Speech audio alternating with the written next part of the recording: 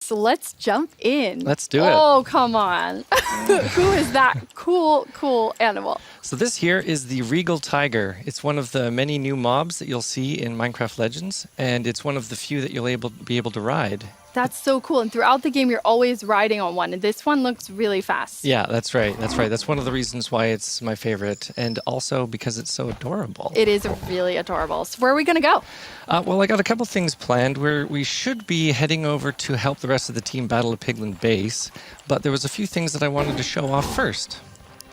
I see the Well of Fate. Yeah, you sure do. So this is the Well of Fate, as you mentioned. It is the player's home away from home when they're in the world of Legends. It's where you start the adventure and you return here many times throughout the course of the game, so you'll become very familiar with it by the end. It's so beautiful. I love how peaceful and nice it is here. Yeah, that's the idea. So actually here, I'm going to scoop up some friends. So you're using the Banner of Courage? That's right. You just wave it around whenever there's a friendly mob nearby, and they'll follow you around. So we're going to get a group of animals going here. Oh, nice. Yeah, Quite a bunch of cuties. Yeah, that's right. We're going to take them for a swim just for fun. Okay, so they're coming with you for fun, but not to fight. That's right. I mean, look at that pig's face. Would you send that face into battle? No, definitely not. I don't think so. I would protect it, though. I'm ready. So I had a couple more things I wanted to show. First off, with the allays, I'm going to ask the allays to gather this tree for me. That's really cool. Yeah, you can see them tearing down that tree. Players will be familiar with vanilla Minecraft, breaking down the world and rebuilding it block by block. In Legends, we like to say that you do that thought by thought. So the player just has to say, you know what, I need some wood, and then you ask the allays to gather it for you, and off they go. That's so amazing. So they will stay there and just keep gathering as you go about your journey. That's right. You can send them off to gather resources while you do more important things. They're really nice friends. They sure are. They sure are. So right over here is the next thing I wanted to show off. This is very similar to the bounce caps that you and Magnus were talking about. These sparkling bushes in front of me are called speedweed. Now, the player just needs to touch these and they'll get a speed boost. So we're going to use these here to rip through a few biomes and head over to the team battling the piglins. Nice. Off we go. Wow, we're really fast now. Oh yeah, that's right. So we're heading into the jungle here. We're going to hit some more speedweed, and then we're going to hit these bounce caps here. So we're going to be super fast and jump super high. Oh, maybe some of our little cuties will catch up, but we'll see. Yeah. We might be too fast and too jumpy for them. Yeah, we're not making it easy on them, but I have faith that they'll be able to keep up. Whoa, this is gorgeous. Yeah, it's one of my favorite biomes. It's partially because of how much fun it is to run across the treetops like I'm doing here, but also just because of how nice it looks. Oh, it's beautiful. And the mangroves are there. Yeah, that's right. So I wanted to show off this nice bird's eye view. Here we go, of the jungle. You can see all the beautiful trees and stuff. And the world is randomly generated, so it's always going to be a bit different. That's right. Everyone's world will be different. The world is just like it is in vanilla Minecraft, where, from one player to the next, the world is generated differently. So it makes the experience unique. Very Minecrafty. Yeah, we're going to head over to the Badlands next, but I've spotted something down on the forest floor that I want to show off first. So I'll head over here. And this is the second thing that the allays do for you. This is an allay chest, and essentially the allays will keep these stocked with resources. So you can find them in the world, crack them open, see what's inside. There we go. I got 107 diamond. Thank you, allays. That's right, yeah. So as you're exploring the world and you find those chests around, be sure to open them up, because the allays always have gifts for you. Oh, some of my friends managed to keep up. That's great. Good job. Oh, hello, little llama. You should come with me. Here we are in the Badlands. So this is the second biome I wanted to show off. Definitely not as friendly as the beautiful jungle. Yeah. This one's a little bit more hazardous. We've got some red thorns over here. Be sure not to walk into those. Those can deal damage. And there's a lot less trees, so there's a lot less wood resource in this biome. So you have to keep that in mind when you're planning ahead. Ooh, that doesn't look great over there. No, it sure doesn't. This here is the Piglin base. Now you can see the portal over there and the corruption that is spread throughout the world from that portal. And that's why we're here to stop it. We got to destroy that portal so that this corruption doesn't spread any further. Okay, now this is the last thing that I wanted to show that the allays can do. I'm going to switch my hotbar here, and I'm going to get the allays to build me a bridge across this river. One click, and off they go. Building so we this have bridge. The blue allays are gatherers, and then the yellow ones are building things. That's exactly right. And then they're both filling chests of awesomeness. I mean, they are really great. Yeah, they sure are. So I'm actually going to drop these friends off here. I don't want to bring them into battle. I don't want them to be hurt. Yeah, I'll be back for you later. Okay, next is the spawners. So here we are. We've got a few of them. These are player-built structures, and there's one for each type of mob.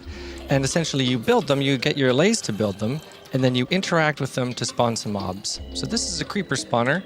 We're going to spawn ourselves a couple of creepers. I would say I've never been happy to spawn creepers, but maybe today is the first time. Yeah, that's for sure. We're all aware of how dangerous they can be, but when you use them against the piglins, they're extremely effective.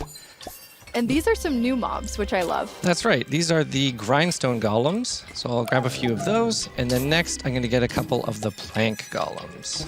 And the strategy really comes in when you're deciding which mobs should be fighting the piglin hordes, because you're doing it in different ways. That's exactly right. So what the player is going to do is they're going to come and check out the piglin base, much like this, see what sort of piglin units and piglin structures in the base, and then pick their mobs accordingly. I see a lot of action, so we're going to head over to Lee That and go great. like in the middle of battle. We sure are. Okay, here we go.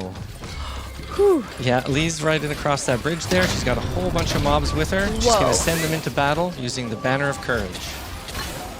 So that big piglin over there is a lava launcher. That is one of the most dangerous piglins you can find in the Horde of the Spore. This is a Horde of the Spore base. And that piglin, you really got to watch out for those. They can attack long range by shooting magma cubes at you.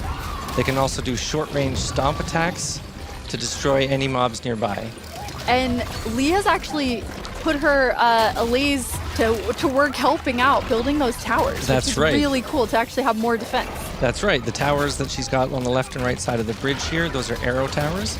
They're going to shoot arrows at any piglins nearby. So what we're doing here is we're essentially moving our way into the base, taking out the piglin structures, setting up structures of our own, battling the piglins, and making a safe path towards the portal in order to take it out. So send in a few more mobs in here on the lava launcher to try and take it out before we move in on the portal.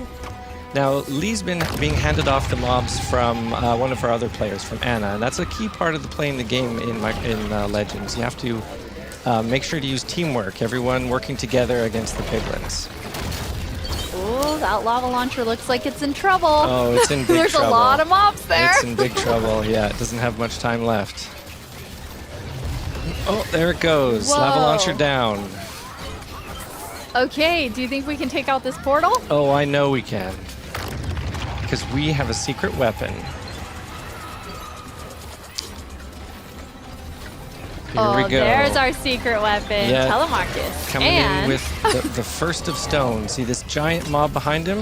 Scooping up a boulder, flinging it into the portal. That's the first whoa, of and the stone. health bar's already down so quick. Oh yeah, these piglins didn't know what hit them.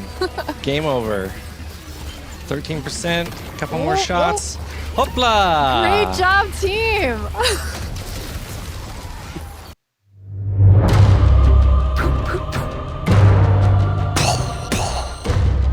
Down comes the wall. You go in, you attack the castle. It's super exciting. Having just a mass amount of units in PvP is really fun to play with, and also building really cool bases. The original Minecraft has been out for over a decade, so we wanted to have something that felt familiar and yet fresh. Delicate balance, but I think we managed quite well.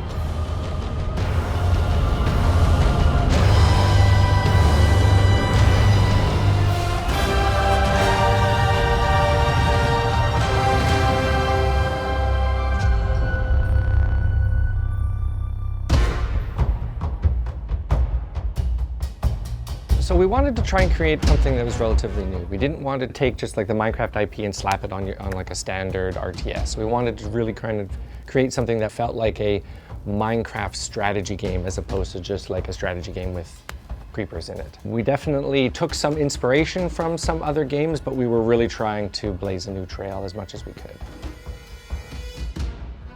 The PvP is a bit of a remix of the story. It takes the kind of elements that you've learned through the campaign and allows you to kind of reuse them in different ways.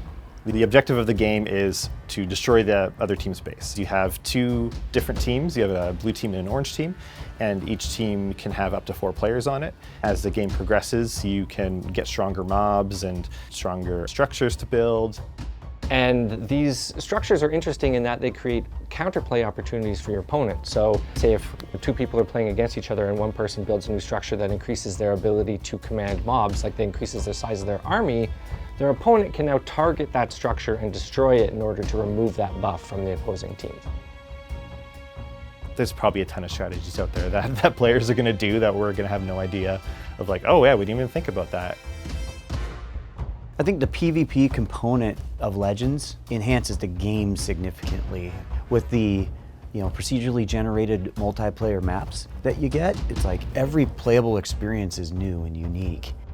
We wanted to focus on a game that was less about everything being exactly fair all the time and kind of embracing more of a chaotic fun element to the game. And in the PvP space, the resources are, you have to fight for them. So if there's only one location where you can acquire diamonds, then in that particular session, that might be a hotspot for combat where the players are fighting over the diamonds because they want to get access to them.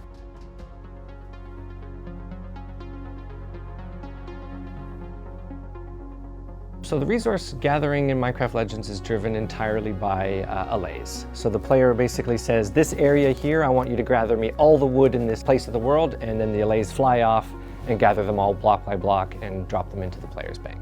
Depending on what you want to build, they're a little bit more like they change the gameplay more as being sort of like a linear progression through them. So, you might play a PvP game and you're like, in this game we're going to go diamond and iron because the structures that we can build with diamond and iron work well together, and those are the ones we want to use with our mobs. Next game you might start in a world where you have really easy access to redstone, and so you might pivot your strategy and go a redstone heavy strategy in that case. Throughout all of that, the piglins are still in PvP as well, so you need to watch out for other players, but you also definitely need to watch out for the piglins as well. If you kind of ignore them, then they might surprise you and attack at the wrong time, and we've had interesting games where players can kind of take advantage of the piglins' aggression and attack from the other side of the base, and yeah, it's a really interesting dynamic.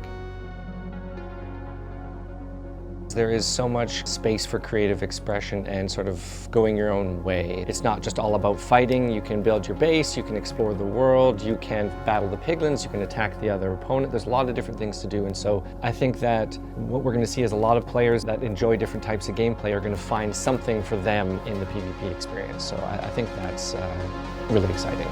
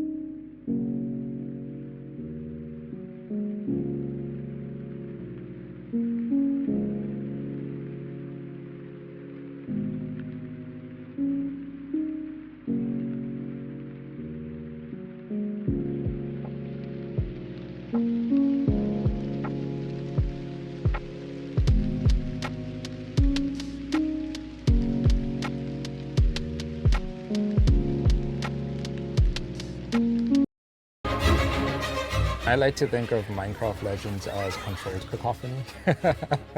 Part of like what makes it sound good. We had a lot of fun with it, and I think that's the kind of detail that exists all.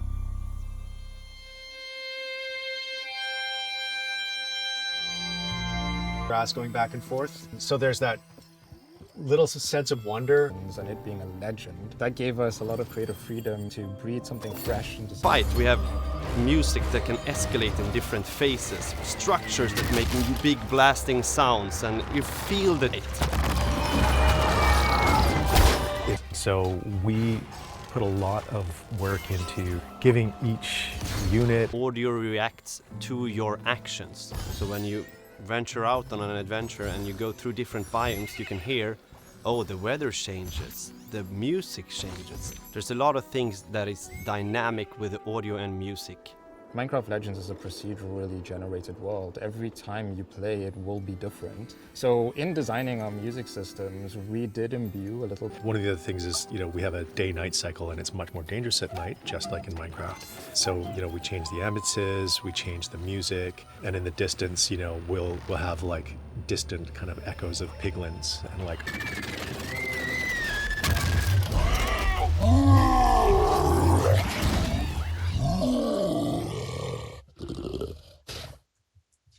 So great. Sweet. Yeah, I was going to say add in some pig stuff, and then you started adding in pig stuff. Great.